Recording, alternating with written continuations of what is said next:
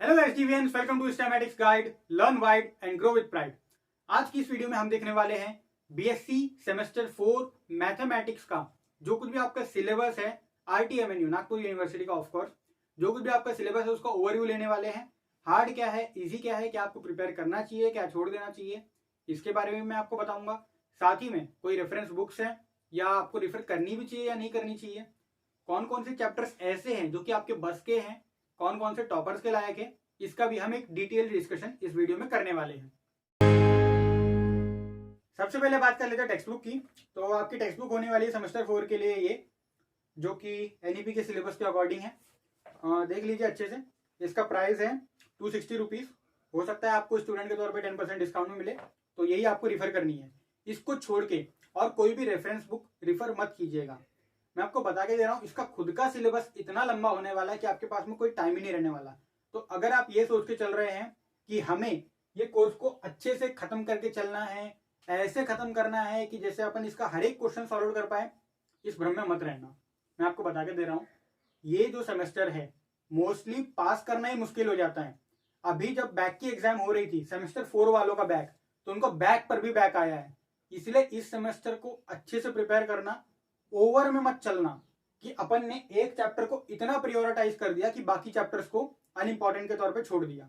ऐसा गलती मत करना। सब कुछ अपने को कवर अप करके चलना है। अब क्या क्या कवर अप करना है मैं बता रहा हूँ, ठीक है। रेफरेंस बुक रिफर नहीं करना है अपने को, सिर्फ आरटीएमएनयू की टेक्स्ट बुक ही रिफर करना है, ये वाली। अब देखिए आपके सिलेबस में क्या क्या है। तो आपका जो मैथमेटिक्स पेपर है वो डिवाइडेड है दो पार्ट्स में। पेपर 1 है आपका रियल एनालिसिस और पेपर 2 है आपका मैथमेटिकल मेथड्स। पहले अपन देखते हैं रियल एनालिसिस का। तो देखिए रियल एनालिसिस में अपना पहला चैप्टर है रियल नंबर सिस्टम, दूसरा है सीक्वेंसेस, तीसरा है sequence and series, infinite series, और चौथा है रीमान इंटीग्रेशन या राइमन इंटीग्रेशन। मैथमेटिकल मेथड्स में भी अपने पास में 4 चैप्टर्स हैं। Number 1 power series solutions, number 2 special functions. ये दोनों देख के समझ में आ रहा है कि यहाँ पर अपन किसी फंक्शन से डील करने वाले हैं और यहाँ पे इक्वेशन होने वाली है जिसका अपन सोल्यूशन फाइंड आउट करेंगे सीरीज के टर्म्स में। यहाँ पे फंक्शन से डील करना है सेकंड चैप्टर में। थर्ड है लैपलेस ट्रांसफॉर्म्स। देखिए लैपलेस ट्रांसफॉर्म्स नाम से ही समझ में आ रहा है किसी फंक्शन का ट्रांसफॉर्मेशन होने वाला है। नंबर 4 फोरियर सीरीज, मतलब सीरीज से रिलेटेड कुछ है। अब देखते हैं इसमें से इजी क्या है और टफ क्या है, ठीक है। तो इजी आपके लिए जो है, पहले तो आप अपने हिसाब से अपने आप को इवेल्यूट कर लीजिए कि आपको क्या इजी जाता है। कैलकुलेशन पार्ट इजी जाता है या रटने वाला थ्योरम्स वगैरह इजी जाता है। ये जो पहला चैप्टर है रियल नंबर सिस्टम, इसमें का पहले का आप 60% आराम से कवर अप कर सकते हैं। ध्यान दीजिएगा, पहले का 60%। तो इसको अपने को छोड़ना नहीं है, करके ही जाना है। इसका अपने को 60% कर लेना है। बाकी का लगे तो आप पढ़ाई करके छोड़ दो, मतलब कॉन्सेप्ट को ऊपर ऊपर समझ के छोड़ दो। बाकी का एग्जाम के लेवल पे प्रिपेयर मत करो, क्योंकि बाकी का थोड़ा सा थियोरटिकल, मतलब थ्योरम से तो वो आपको रटना पड़ेगा। अगला चैप्टर है सीक्वेंस और फिर इनफाइनाइट सीरीज। ये दोनों एप्लीकेशन बेस्ड चैप्टर है, तो ये अपने को 100% कवर अप करना है, ठीक है। इनको अपने को छोड़ना नहीं है 100%। इसका एक और रीजन मैं आपको बता के देता हूं, ये आपके सिलेबस में नया है और चौथा चैप्टर भी आपके सिलेबस में नया है, लेकिन सेकंड और थर्ड चैप्टर के आपको प्रीवियस ईयर क्वेश्चंस मिल जाएंगे, इसलिए आपको ये दोनों चैप्टर को छोड़ना नहीं है, बिल्कुल भी नहीं। चौथा है रीमान इंटीग्रेशन।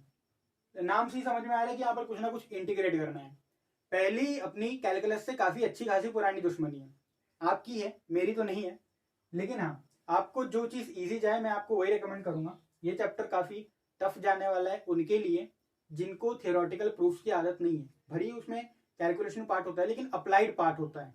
अप्लाइड पार्ट मतलब जैसे कि इनइक्वालिटीज के थ्योरम्स को आपको बीच बीच में अप्लाई करना पड़ेगा, तो वो काफी मेंटल सफोकेशन ज्यादा है उसमें, ठीक है। मेंटल पार्ट उसमें कुछ ज्यादा ही है, दिमाग आपको लगाना पड़ेगा और कई बार तो आप भूल भी जाओगे एग्जाम में। इवन हमारे साथ में भी ये होता है, इसलिए इसको आप छोड़ सकते हो। लेकिन क्या इसको पूरा छोड़ना है? नहीं। इसमें कुछ थ्योरम्स ऐसे हैं जो कि रिपीट होने के बहुत चांसेस हैं, तो अपन इसका कुछ ना कुछ पार्ट देखने वाले हैं। वो मोस्टली 40% के आसपास रहता है। आपको पूरा 40% नहीं करना है, कुछ 4 से 5 थ्योरम्स है जो कि आपको रट लेने हैं। एक ना एक एग्जाम में आ जाता है, 6 मार्क्स आपके बन जाएंगे। तो इसका अपन कुछ पार्ट पकड़ के चल लेते हैं, 25% इतना आपको करना है, ठीक है। इसके और इसके प्रीवियस ईयर क्वेश्चंस मिलना मुश्किल है, बट सेकंड और थर्ड चैप्टर के मिल जाएंगे और अप्लाइड पार्ट है, इसलिए उसको 100% कवर अप करना ही करना है, बिल्कुल नहीं छोड़ना है। पहले आपको बता के दे रहा हूं, ये पेपर काफी टफ जाने वाला है। अगर इसमें आपका बैकलॉग लग गया तो निकलना तो बहुत मुश्किल की बात है। उल्टा अगर बैक पे बैक लग गया तो आपका जस्ट फाइनल ईयर आने वाला है, आप फिर इसके आगे जा ही नहीं पाओगे। अभी तक के मेरे दोस्त, मेरे जो साथ वाले हैं ना, वो तक के डिप्रेशन में, भाई बैक पे बैक लग गया, अब हम क्या करें। लेकिन एज इट इज रट्टा मारने वाली चीजें होती है यहाँ पर फर्स्ट और फोर्थ चैप्टर में। अगर आपका वहां पर एग्जाम में भूल जाते हो तो कोई मतलब नहीं है फिर। इसीलिए ये अप्लाइड पार्ट को कर लेना अच्छे से, और इस पेपर में बैकलॉग कतई मत आने देना। यहां से देखो आपको प्रॉफिट कितने का मिल जाएगा। अगर आप ये 60% करके जाते हैं ना, तो आप 9 मार्क्स तक का पेपर अटेम्प्ट कर सकते हैं चैप्टर 1 से। यहां से मिल गए आपको 9 मार्क्स। यहां से ये 30 मार्क्स का आपका होगा, 30 में से कुछ नहीं तो आप 24 ले लोगे, ठीक है। और यहां से मैं आपको पकड़ के चल रहा हूँ, ज्यादा भी नहीं, मैं आपको 2 से 3 मार्क्स से पकड़ के चल रहा हूँ। 24 9 33, चलो मैंने 2 ही मार्क्स पकड़ लिया, यहां से हो गए अपने 35 मार्क्स, ठीक है। तो 35 मार्क्स आपको पेपर 1 में मिल जाएंगे, ये बहुत है। इससे ज्यादा की उम्मीद मत करना मेरे से। मैं आपको इससे ज्यादा रिकमेंड नहीं करूंगा। अगर आपको इतना मिल रहा है पेपर 1 से, बहुत है। आप पेपर 2 देख लेते हैं, अपना पेपर 2 क्या है। नाम से समझ में आ रहा है कि मैथमेटिकल मेथड से। पहला है पावर सीरीज सॉल्यूशन। इसकी पहली की 2 एक्सरसाइजेस काफी इजी है, मैं इसको पढ़ के गया था और काफी अच्छा रिजल्ट मिल जाता है इससे।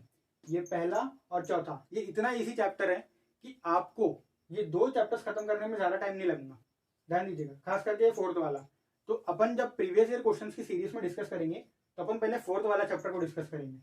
फोर्थ वाला चैप्टर आपको बिल्कुल नहीं छोड़ना है, ये जस्ट फॉर्मूला और उसका एप्लीकेशन, इसी पे काम करना है। थोड़ा सा ट्रिग्नोमेट्री है और थोड़ा सा इंटीग्रेशन, बेसिक लेवल का, ज्यादा कुछ नहीं है उसमें। तो आपको ये 100% करके जाने का है। जब आप ये 100% करोगे ना, तो गारंटी के आपके 15 मार्क्स तो कहीं नहीं गए। 15 में से 15 तो आपको यहाँ से आराम से मिल सकते हैं। लेकिन हाँ, प्रैक्टिस करनी पड़ेगी आपको, यहाँ पे प्रैक्टिस बहुत जरूरी है। पहला चैप्टर के बारे में हाँ, फोर्थ के बाद में अपन पहले वाले को देखने वाले हैं।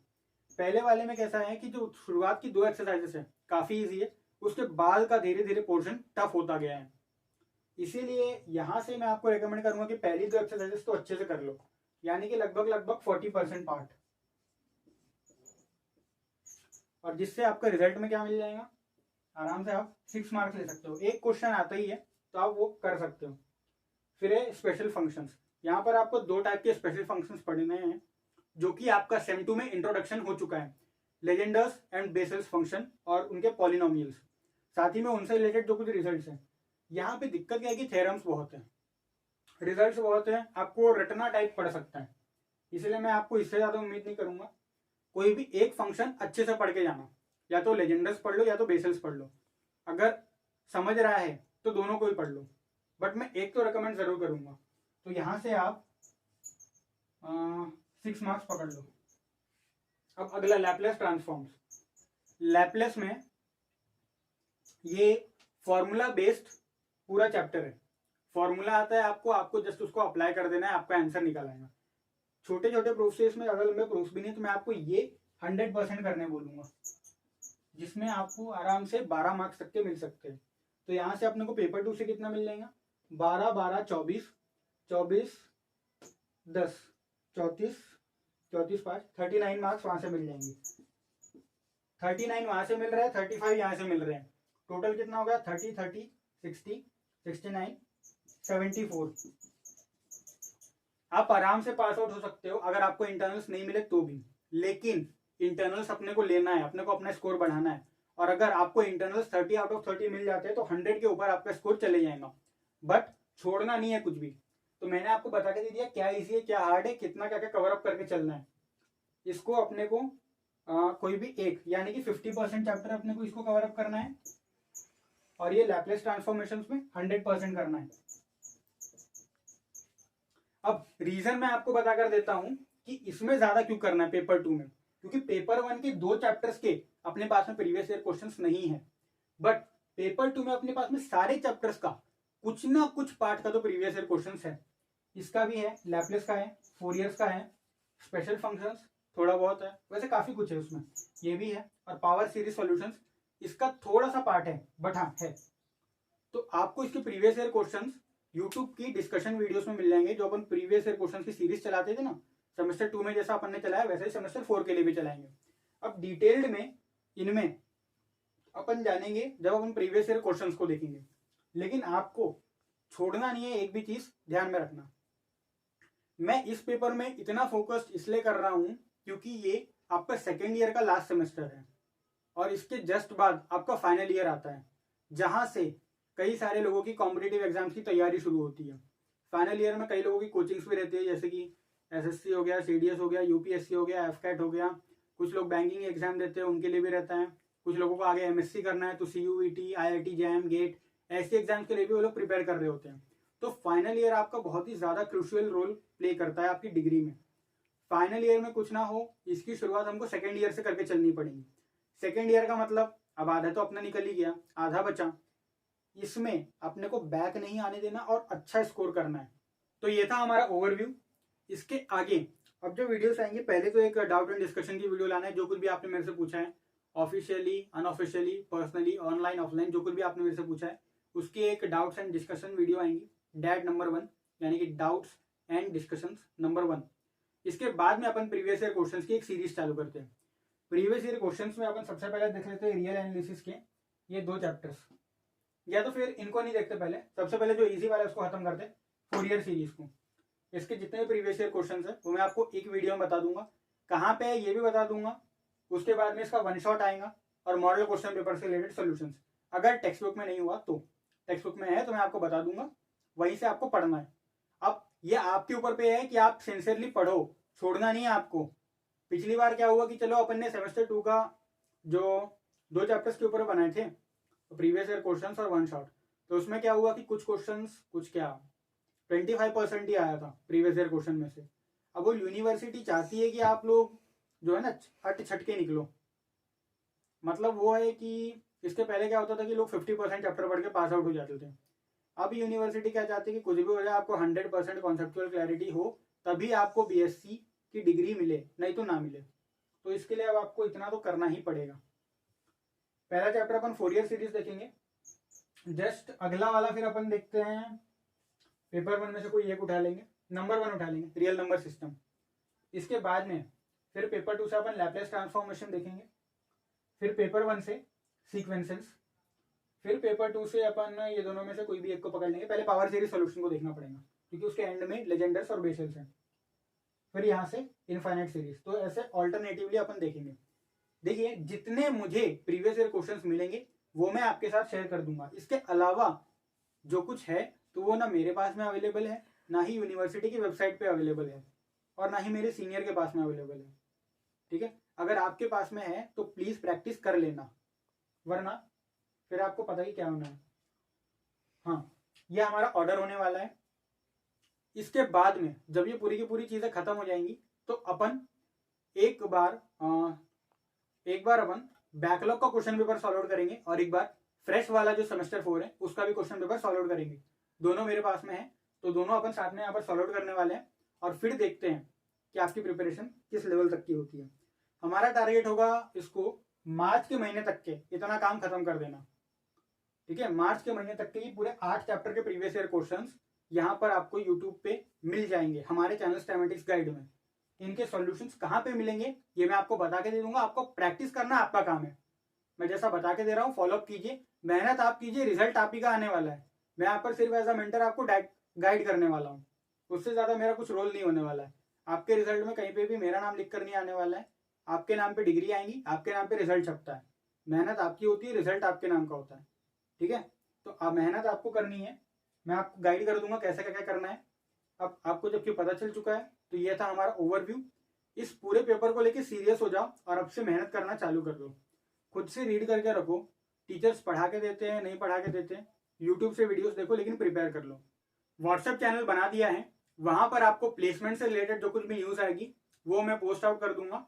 टेलीग्राम चैनल है, वहां पर प्रीवियस ईयर क्वेश्चन पेपर्स ही आपको डायरेक्ट पीडीएफ फॉर्मेट में मैं डाल दूंगा।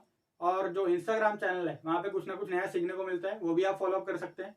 और सब्सक्राइब कर लीजिए इस चैनल को फिलहाल तो जरूर से जरूर कर लीजिए। अब आपके काम का कंटेंट रेगुलरली आने वाला है, तो बने रहिए हमारे साथ।